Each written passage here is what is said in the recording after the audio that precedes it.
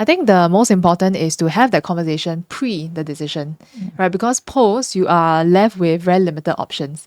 I mean, there was some case study that you all shared earlier about how one couple, after the court order was given to sell the house, they remained for 15 years. Yeah, could you share a little bit more about that? One of my particular client, they divorced many years back. Yeah. Okay, so they're supposed to get their home sold.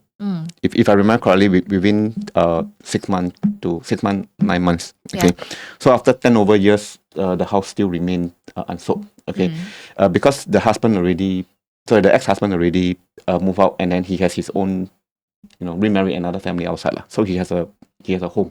Okay, so the ex-wife and his son is still staying at the current home, and then he think that this is the best way for them moving forward lah. So he did not give pressure or what to get the home sold. And then this thing is ongoing for 10 over years.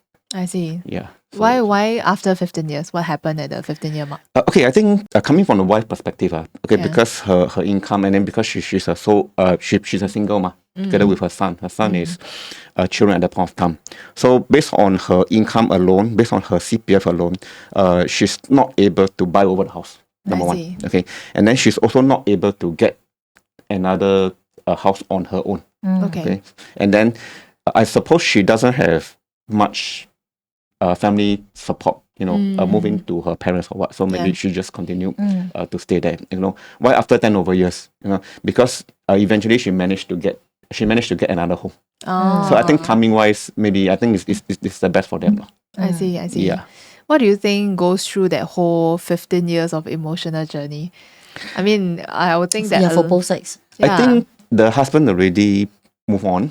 Okay, because remarried. Okay, but he has a soft spot on the other side, especially my experience. Okay, so but anyway, he moved on already. Yeah. Okay, the wife on the other hand, I think focus a lot on try to bring up the son. Okay, so she take on new job, work hard, just make sure that finances is stable for both of them. I see. So I suppose it's a good ending. Yes. So, of course, not everybody goes through the same thing. So those families who do not have the capability to get a better salaried job end up, because it's easier said than done, right? So what happens is some of them has to stay with their parents. If the parents still has a space for them, they bring the kids and stay with the parents. But there are times whereby at the end, all of them wants to have their own nest, their own space with the children and all. So it's not the easiest, but at least they have a place to still house them for the time being. So the options that they have is at least staying with the parents, or else is if they're able to get a job that pays them better, and then they can get a loan, and then they can buy their own house. These are the at least two different options that those at the point where our clients went through, right? So this was something that they got. Yeah, what I learned about relationships is it's never a clean cut in this case. I mean, even after the husband remarry and has his own life, he still have this soft spot for this family and have the responsibility to still take care of the ex-wife and the son, right? Do you have any experience like that yourself as well? Okay, coming back to this topic, when you mentioned about after divorce they have a soft spot. Okay, I suppose the government also know about this. That's why. In CPF nomination. Okay. So let's say me and Kat, let's say we are married, and then during marriage, I nominate her as my nominee. Okay. So after the divorce, this CPF nomination doesn't revoke. Okay. I need to update. If I choose not to update, and then she didn't get married, and then let's say after I pass on, the money goes to her. That I didn't know. I didn't know. Fun too. fact. Yes, I didn't know too. Yeah, I mean, just for sharing. I think it's important. So if you want to leave something behind for your ex, then if you already nominate them, then there's no need for you to do anything. But if let's say after divorce you want to update to another, you want to give your money to another person, then you need to update your CPF nominations. So by default, CPF will just follow your your last nomination. Oh, okay. Fun fact. Yes. Yeah. I didn't know this. Your lawyer never tell you. My lawyer never told me. Okay, this one got to be cut. Time to update our CPF nomination. mentioned that they will send notification. I don't know. This is Did what they? I know lah. After the divorce. Yeah, they so will they send will notification to remind. remind you. This is what I know lah. That means I have not made my nomination, man. Must be. I mean, I have not made. We have to start to think about Yes, legacy planning. yes. But We have to. another topic for another day. Now, I want to talk about some of the common questions and the mistakes that people make in this journey, right? I think it's good that we air it out so that the audience will be educated, they'll be informed, then they can make better decisions. So I think one common question that the audience have is, should I sell my house pre, during, or post? What are the pros and cons of doing that in each of these situations? Okay, to be straightforward lah, to have less issues down the road. If let's say both party decided they want to get their home sold before divorce, that is the most straightforward. Okay. And That's provided they can speak amicably to each other and think about logical conclusions. correct, Right? so because there's less implications later on. Okay, because as far as I know, after you file for divorce, then the house, if it's a matrimonial home, then it depends on the court settlement. I see. So if it's an uncontested divorce, then probably easier. But if let's say it's a contested divorce, then sometimes the court may decide, what to do with the house. Oh, so maybe, it's not left at the decision of the couple. Yeah, but it could rather the be court. 50-50, it could be see. 70-30, then subject to sometimes, dispute lah. Yeah. So that's the advantage for, sell the house before divorce. Okay. But I understand that not many people can Go through that. come to an They cannot, agreement. come to an agreement and try to draft it up before they even start the sale. Yeah. Yeah. Then after divorce, it's rather straightforward. It Yeah. depends on What the the court court is. decision. I see. If the court says 50-50, then it's 50-50. If the court says 30-70, then it'll be 30-70. Oh. So How do they come to that 30, 70, 50, 50 golden ratios? I think a lot of supporting documents from the lawyers from both ends Okay. will then determine who gets more and who gets less. So a lot of time is how much effort you put into the whole family Yeah. for the wife side lah. So see. usually is if the wife is taking care, even she don't pay a single cent for the house. So she don't have the monetary contribution, but she has the other aspect of the Family contribution. contribution, Yes. maybe taking care of the children, the Correct, parents. correct. So she definitely somebody has to do the other side of the job in order for the father to go out and work, you see. Yeah. Yes. So the court do take into consideration that aspect as well. Yeah. Then also both parties must also come to a consensus that they do not want to fight further for certain things, then then the court will give that percentage. to make the situation even more complicated, okay, CPF usage, Oh yeah. okay, a government grant. Yeah. So well, all these are used to buy the home. So during divorce, then all this need to Go be back, worked out. Yeah. So what Correct. happens if, let's say, it's a 30-70, more favorable on the wife side, the ex-wife side, but the wife actually used less of a CPF to pay for it? Does it mean that she has to top up once the house is sold? No, she doesn't need to top up. So what happens is usually from the court order, the house is sold for a certain amount. Yeah. You left off the remaining loan. So then that amount, Will be You- split. no, before you split, you pay back into individual CPF. I see. Then the cash proceeds usually will be split. Then they will follow the ratio Correct. to split the cash So proceed. this is if they do not fight further on Yeah. the CPF portion used. There Yeah. are times whereby because the wife doesn't work, right? So she has no CPF. So Right. if the husband use All the CPF. Then it all goes his- back to the yes, husband then entirely, sales right? proceeds zero. Then the wife Yeah. gets zero. Yeah. So that don't make sense. So see. at that stage, they can actually fight for the CPF that the husband used as well. I see. Yes. So the wife can get a portion Mm. or even all of the CPF that's been used from the husband's side to be given to the wife. Yeah. But it has to be contested. it's It not a need not be natural- a contest. Yeah. It can be through amicable discussion.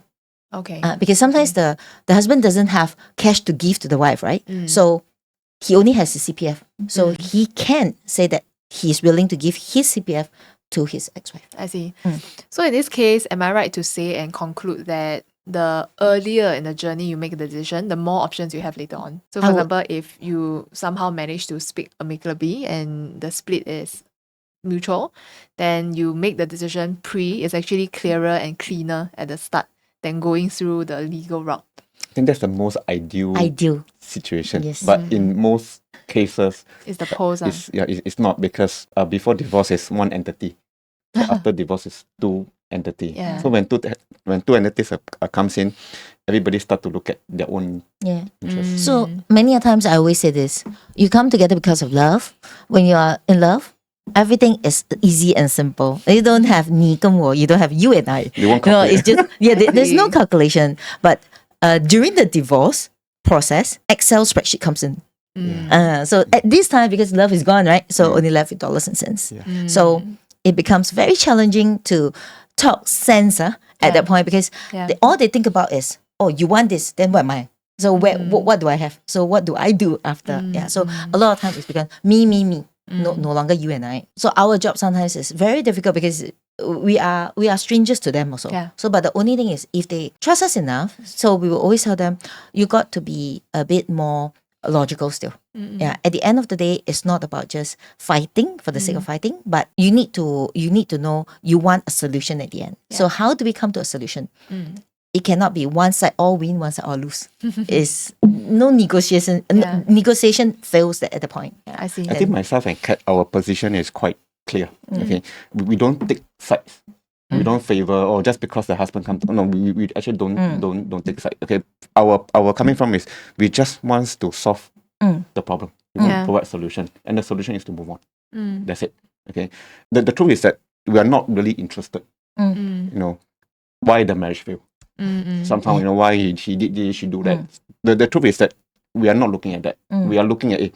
Now this thing already happened. Okay, I agree with you that it's unfortunate. I agree, I sympathize with you. But it's always about what's next for them. And then our focus is on what's next. Yeah.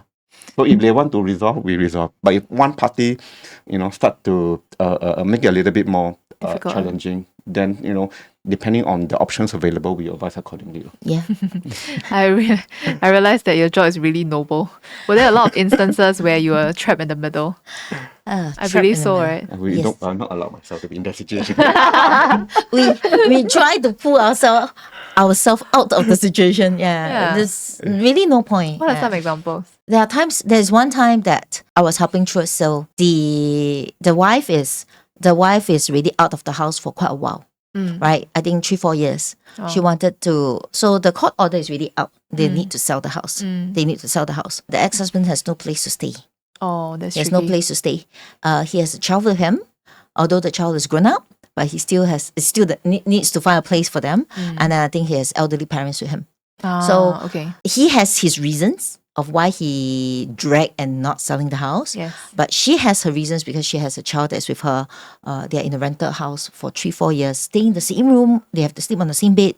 There's totally no privacy for her teenage daughter and herself. I see. Going insane at the same time, because there's no space for them. So both sides have the stories. So at the point where they want to sell the house, both sides will come and tell us, I don't care about this party. This party will say, I don't care about her situation. So I'm in the middle. Then what should I do? So it becomes a very difficult position for me to tell either side that you need to consider he needs to buy a house. Or it's very difficult for me to also tell the wife that you need to tolerate that at least you still got a rental house to stay, but he cannot afford to rent a house.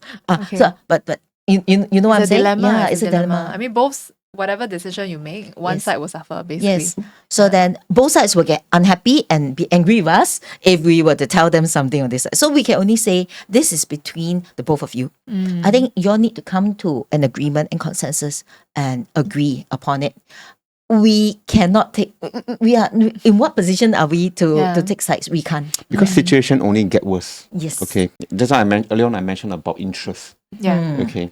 So assuming you get to sell your house today, at maybe let's say 1 million. Okay. Or you sell the house 2 years later at 1 million. Both at 1 million. But 2 years later you get less because of interest. Yes. Yeah. And the accrued interest if it's a HDB, right? Yes. Even for private property also, because so long as you use your your CPF to pay for the house, you have accrued interest that it needs to go back. So it erodes the amount of cash that you take out. Yeah. So you're not really helping them to sell a house. You're helping them to come to a full stop. In some extreme cases, I came across couples, they stopped paying for the house. Oh wow. They stop because paying to they're who? upset because they're upset with each other. You know, this is Ah. okay. This is our home, okay, but it's no longer my house alone. Yeah. So I stopped paying. Okay, so they don't pay mortgage, they don't pay town council, they don't pay maintenance fee. Oh. Until the extent that in one of my cases, town council brought them to court.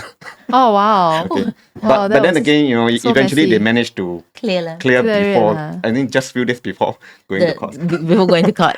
So they need to have that. Not forgetting there are interest and penalties involved. Oh yeah. Yeah, so yeah. I 长 see. 痛不如短痛.是 A lot of times people are spiteful. Yeah. Very spiteful. So they say, you don't do it, I also don't do it. Yeah. So they want to spite each other. But not Very forgetting. vengeful. Very vengeful. So that, but who is suffering? Both sides. Yeah. Both sides. Because eventually is you have to pay for interest. You have to face the consequences of being taken to court. Yeah.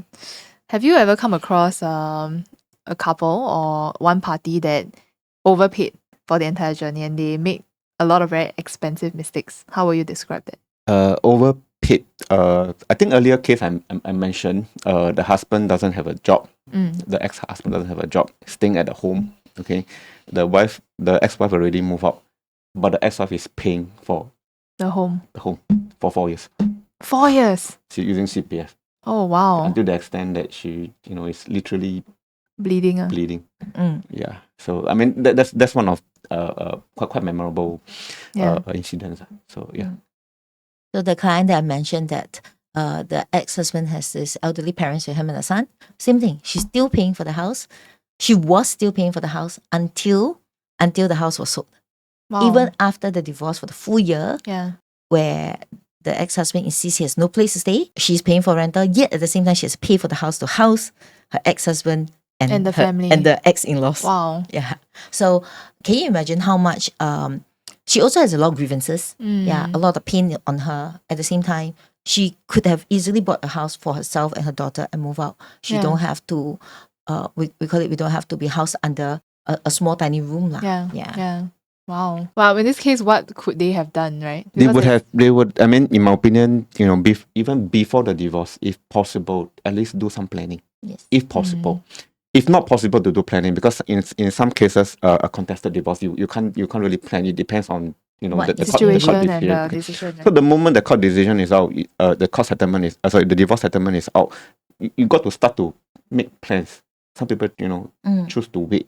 Why some people choose to wait is because they are either procrastinating or benefit Escaping adult is reality. procrastinating, right? The other not so ideal one is whereby the person who is still staying in the property is usually not the one who is feeling the pain. The Okay, one of course. who has moved out, who has to rent a place to stay. You talk about rental of a room. Let's just talk about $1,000. If you rent for 3 years, 1 year 12,000, 3 years is 36,000. So that pain is on the party who has really shifted Moved out. out. Yeah, who has really moved out. And usually the party that shifted out usually have the financial capabilities to rent, right? Yes. Yeah.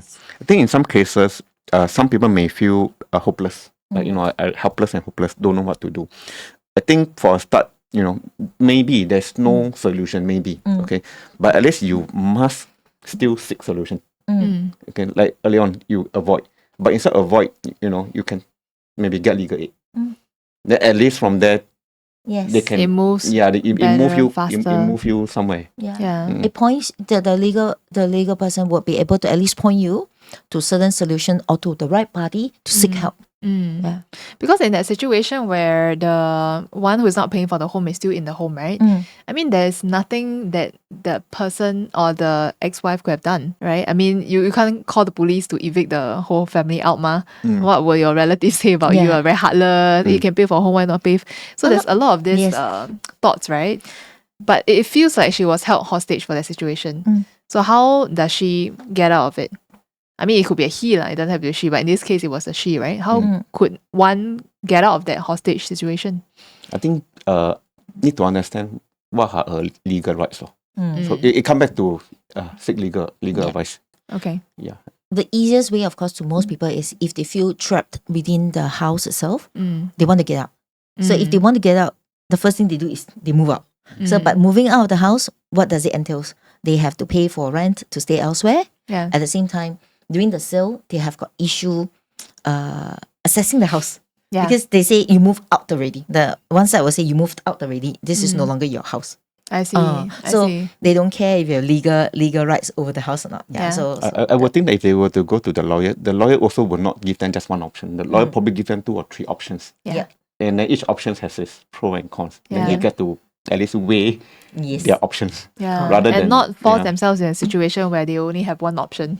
Yes. Yeah, that would be a very tricky situation. You'll get yourself trapped in this whole loop, right? Yeah. So easier said again, because when you are in the situation where you emotionally very stressed up and you are very you no longer think as sane as you used to be, then that is the time whereby you only want to, I'm done. I want to be out. Yeah. I've been through it myself. Okay. So the first thought is, I'm out. So I packed, I brought my kids, I went to my parents' house. That's it. Okay. I have a shelter that wherever anything happened, I still have my family. So I'm blessed in that sense, right? Yeah. But not everybody has that same option as I did. Yeah. So I can just move and I don't have to consider about paying rent. But Mm. somebody else may not have the option. I see. So always have, they also, Backup plan. backup plan. At the same time, they need somebody to talk to them, to give them some sound and sane advice. Yeah. So before they even maybe pointed to going to a lawyer, because not everybody in Singapore, the moment you think about something, I need to talk to a lawyer. lawyer. Usually not lah. Because Expensive, right? Yeah. I pay legal fees. yes, Wow, shit. the moment Then I I'll have ask this, ChatGPT first. Right? yes, the kids nowadays, the first thing they do is ChatGPT. ChatGPT.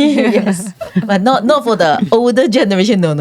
Yeah, that's not the first thought that they have. Yeah. Okay. I think very good advice.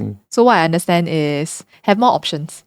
Understand your options before you even make a move. I think that's Yes. the wiser thing to do. Yes. Because ultimately at the end, it seems like most of the cases are lose-lose unless they decided to move on emotionally, right?